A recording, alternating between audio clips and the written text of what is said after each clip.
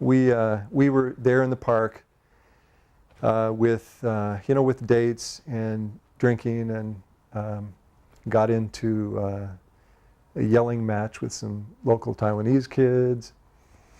They ran off to get reinforcements. We ran off to get reinforcements, and we rumbled for a short while.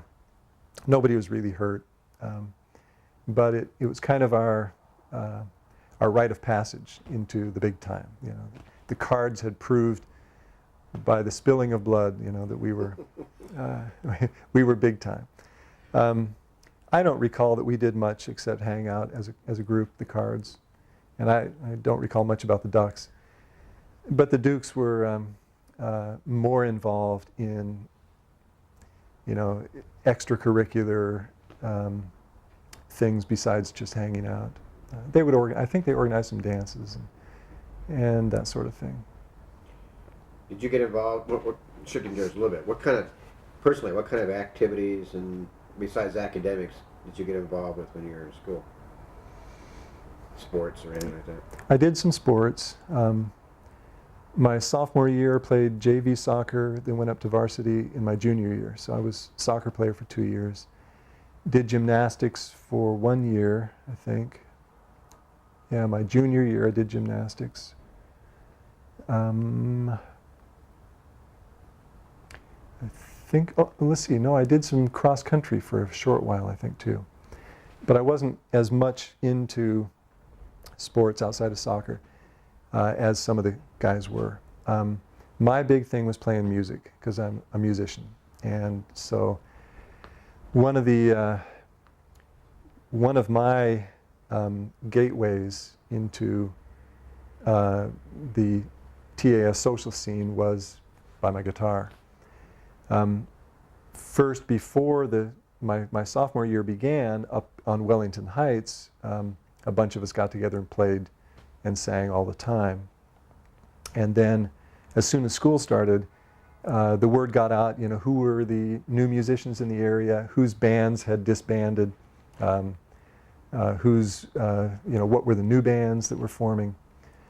And so we got to know each other, formed bands. We must have gone through 15 or 20 different lineups during that 2-year period. And the music scene was really vibrant during those 2 years. When I came to Taiwan in '67, the reigning band was Stringfellows Steam Balloon. Steam Balloon? Yeah, let's see, was that it? Stringfellows Steam. I've got their record right here in my record collection. I still have it. I'll show it to you. Yeah, Stringfellows Steam Balloon, I think, was their name. And they were pretty popular guys and a very popular band. Played most of the dances as far as I knew. These were TAS students? Most of them were TAS students, but they disbanded just about the time that I came on island. So there was all this mythology about Stringfellows that was still floating around. In fact, I think they may have played that first dance in, I guess it was August or early September of '67. They may have played that dance, if I recall, and then busted up right after that. But their album was on the market. Their one and only album that they recorded downtown in Taipei and put out locally, on red and blue and green vinyl. That was on the market right then, so we picked up copies of that album. And then in the wake of their breakup, some of their members went to another band that called themselves the Florence Moog. And they were probably the popular Soch type band for the next year and a half, maybe the whole 2 years I was there. A couple of members went to Florence Moog from Stringfellows. And this is with electric guitars and such, right? Yeah, this was all rock. This is all rock. It was all rock. There were folk groups as well, folk style singing groups.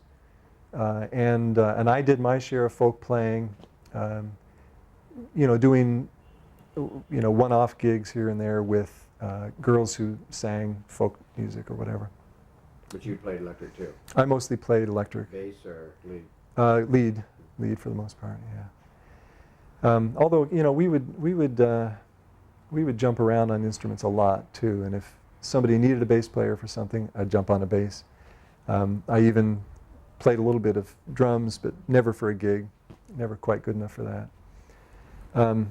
But anyway, Florence Moog was the big band for that 2 years. In the 68, 69 year, there was another band that came along who became very popular as well. They called themselves the DS Al Trio. DS Al means, it comes from music terminology, printed page terminology, where you see DS Al coda, meaning dal segno al coda, you know, go from the sign to the last part, you know, giving you instructions on how to jump around on a piece of music. And so they adapted that instruction for their name. They called themselves the DS Al Trio. Very good band, good musicians. Jim Phillips was the guitar player and singer. Did some flute playing as well.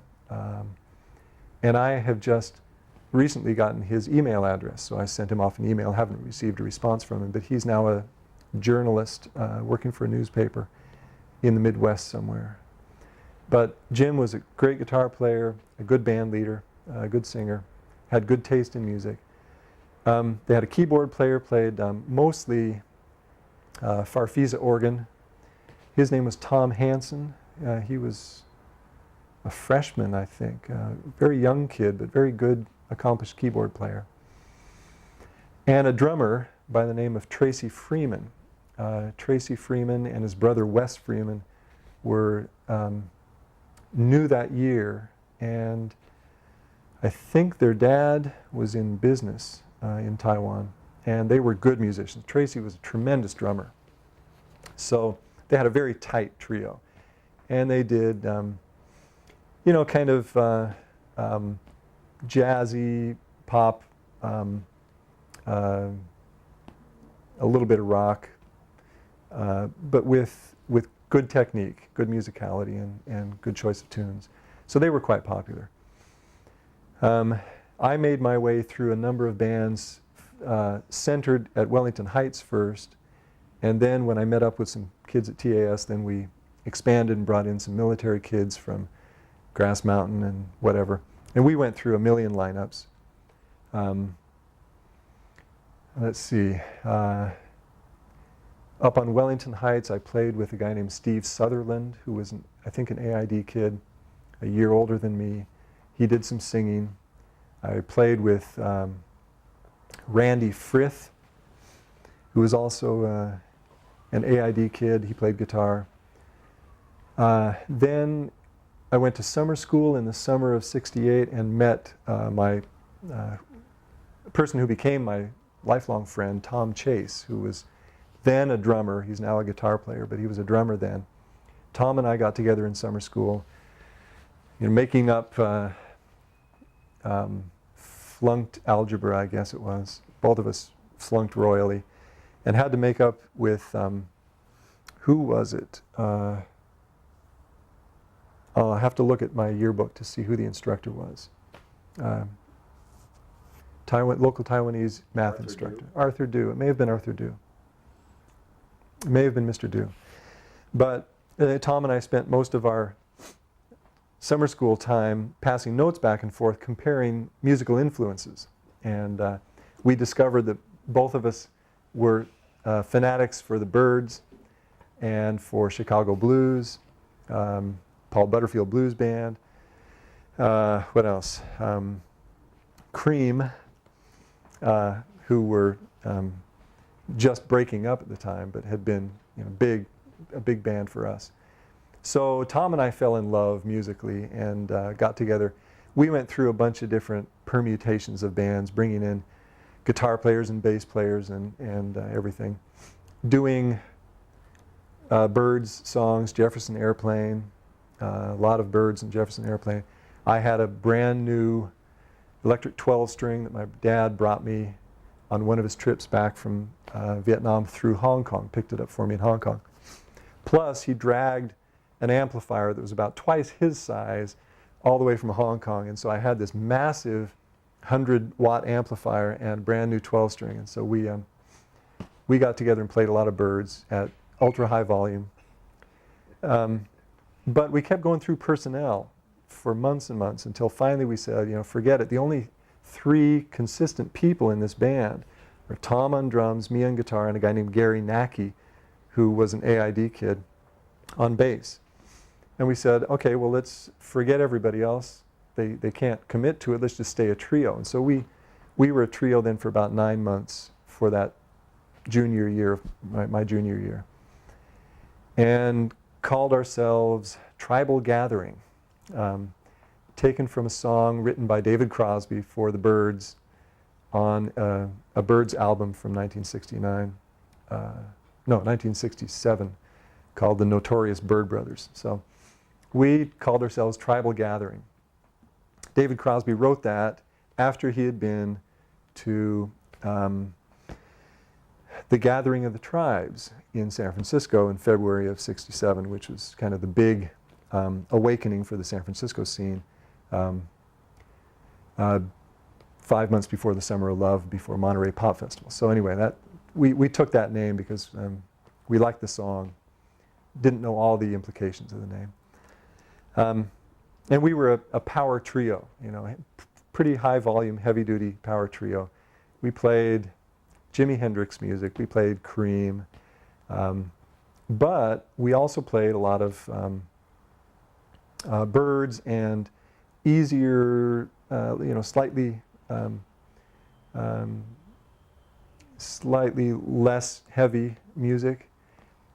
And the tune, Tribal Gathering, was a very light sounding acoustic guitar and 12-string guitar beginning part, a section in the middle that was kind of psycho heavy psychedelic lead, and then going back to the light stuff and ending with the psycho fade out at the end. And so we liked the way that lightness and heaviness was juxtaposed, you know, kind of Iron Butterfly sort of thing, Led Zeppelin.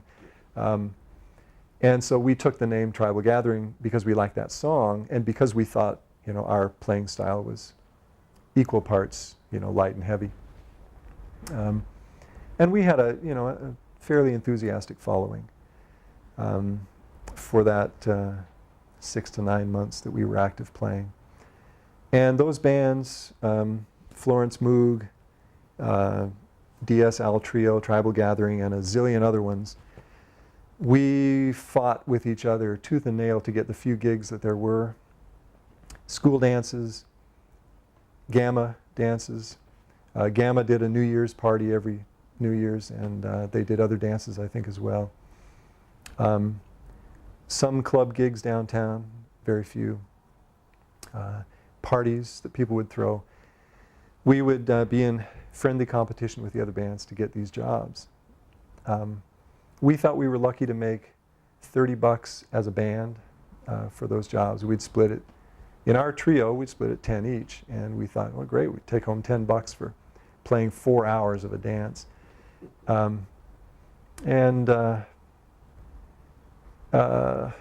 see, the DS Al Trio would probably fetch a little bit more than that because they were slightly higher esteemed than we were.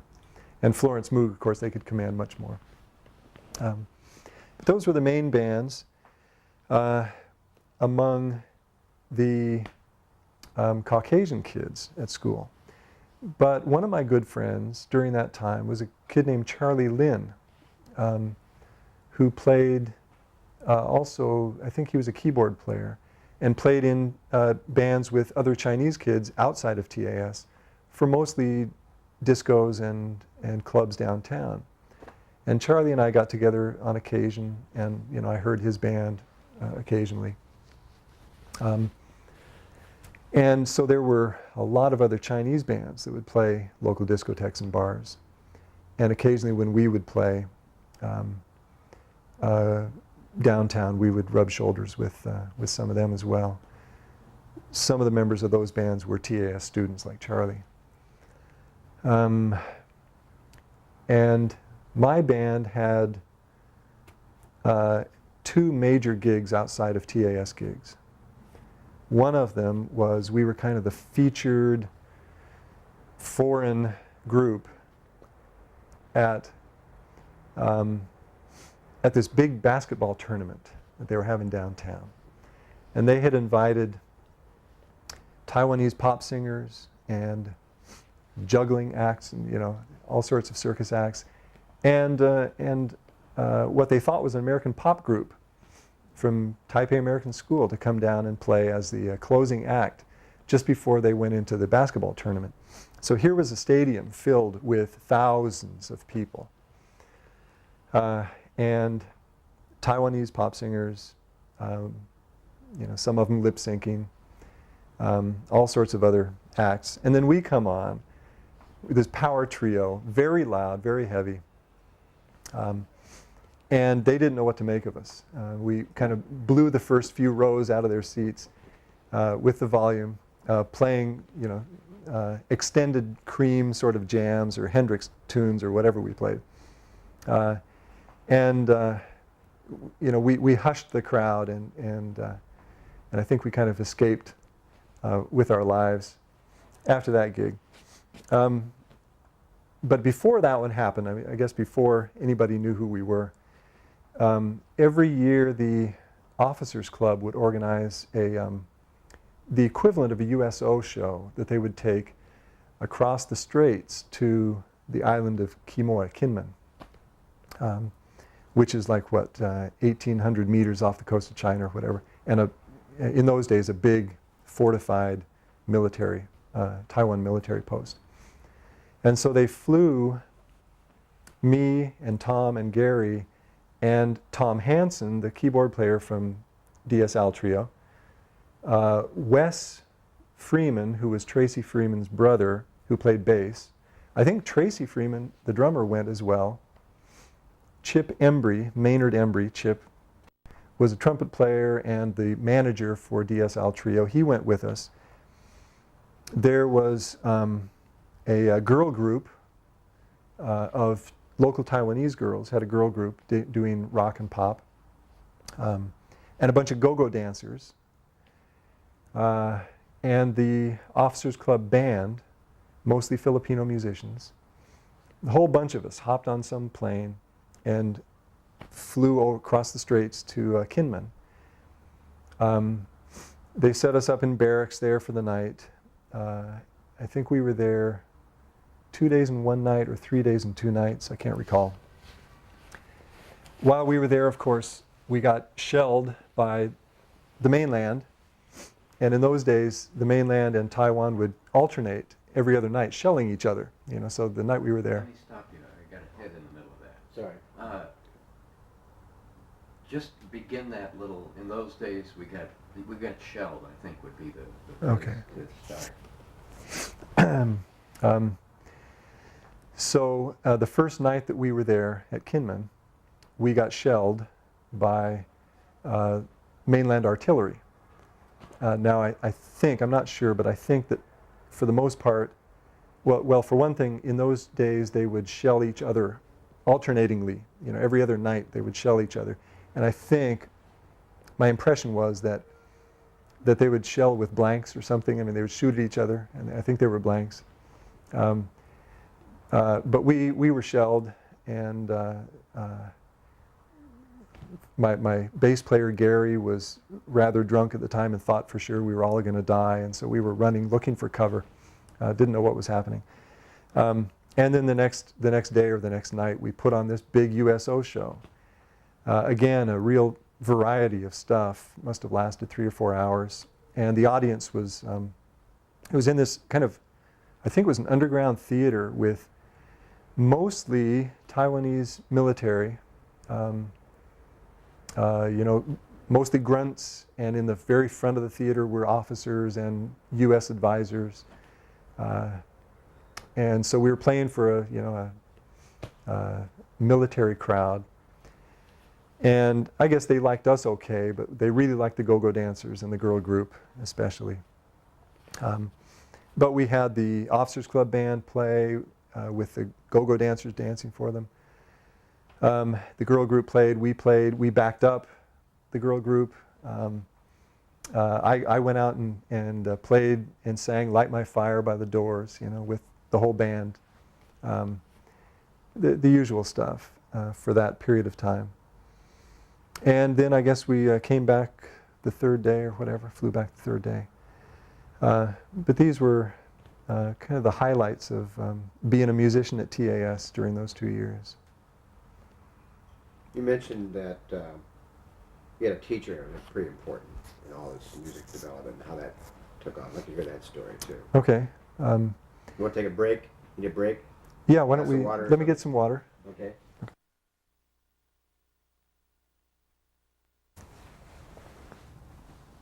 Yeah, I'd forgotten. How could I forget? There was another group headed up by a kid by the name of Mark Mansfield, who was a keyboard player, organ player. Again, played the old Farfisa, cheesy sounding Farfisa organ. And he put together a very heavy quartet. Quartet. Called themselves Brass Cloud. Again, heavy, light sort of thing. But they used that name purposely because Mark was really heavily influenced by Iron Butterfly. And so Brass Cloud did extended jams on like 2 and 3 chords over and over again, a lot of soloing, very heavy stuff. And mostly Mark's songs, and he did most of the singing. The guitar player for his band was a guy named Paul Henschel, who was, again, one of the many guitar players in Taiwan at the time, and pretty decent, heavy sort of fuzz tone guitar player. Bass was a guy named Glenn Windsor. Now Glenn, he lived on Wellington Heights with me. He came during my second year, partway through my junior year. And probably the only kid I knew who had a car, and he had this great Barracuda that he drove around. And so I became his best friend for a while there, right as quickly as I could, and we would lay rubber all over northern Taiwan. But Glenn didn't know music from a hole in the wall, but picked up the bass and started playing it. And it was easy to play Mark's songs. They were very easy. So they got Glenn to come in and play bass. He looked the part. He was tall and had this big long shock of dark hair coming across here, and a fairly studly looking guy. So they got him on bass. And drummer. Can't remember the guy's name on drums. It might come to me. But that was Brass Cloud. So they were one of the other active playing bands during that 2 years, especially my second year there, with whom we competed for gigs. And I've got photos of all of these bands, and a number of photos were reproduced in the yearbooks as well. So we've got good photographic history here of the music scene. There were like I mentioned, a couple of folk groups. One was called the oh shucks. I'm pulling a blank on their name. 2 girls and 1 guy. The guy was, I think, there in Taiwan with the military. He was a active service, GI, and played guitar. And 2 girls from high school, Krista Becker and Melinda Jones. And they did folk, Peter, Paul and Mary sort of stuff. And there were a lot of sort of loose groups of folk players that would get together and do that sort of stuff, including me. Gee, that's about all I can think of as far as the music scene goes. Now that's all pretty much rock and some folk, some popular stuff. But TAS had a very active music program in addition to this extracurricular stuff. And they had a full functioning chorus that I was a member of my first year.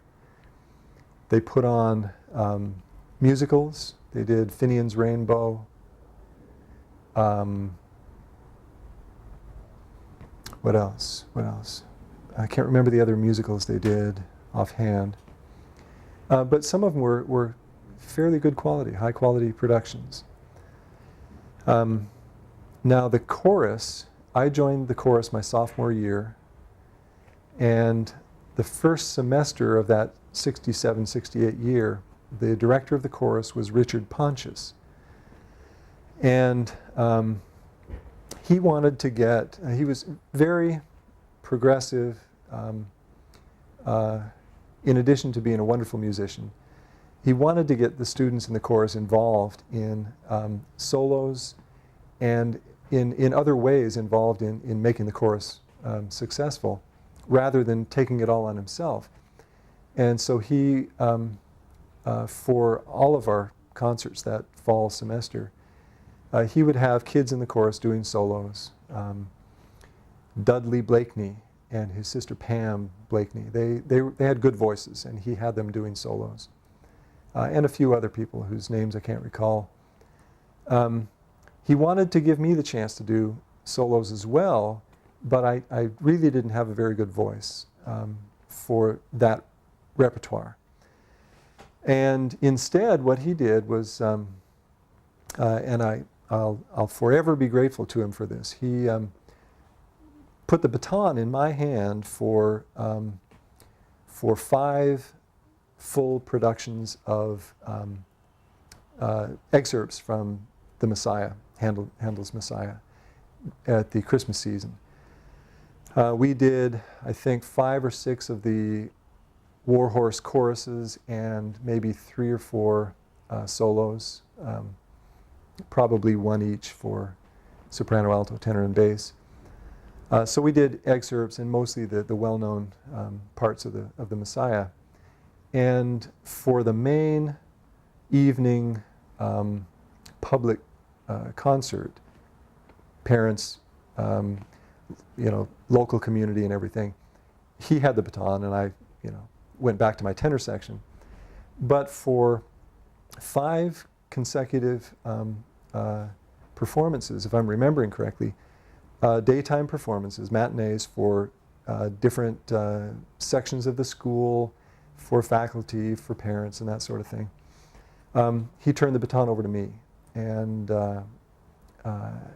he coached me for weeks and weeks, gave me my first introduction to conducting, taught me the basic techniques, taught me advanced techniques to a certain extent, taught me how to make music from that chorus, and helped me to mark up my book, which I still have. That copy of the Messiah is over on the bookshelf right over there, that Mr. Pontius helped me to mark up. In fact, I was singing along with it earlier this morning before you came, with the recording, just to have a flashback. And so I was able to conduct our chorus for a number of performances of the Messiah. And that was my first substantial introduction to the classical repertoire, my artistic baptism into music as a career. And that really opened the door for me to continue to pursue music as a career, which I have done. And it was mainly the vision of Richard Pontius, and I've talked to him since then on the telephone, and we've had email correspondence a little bit.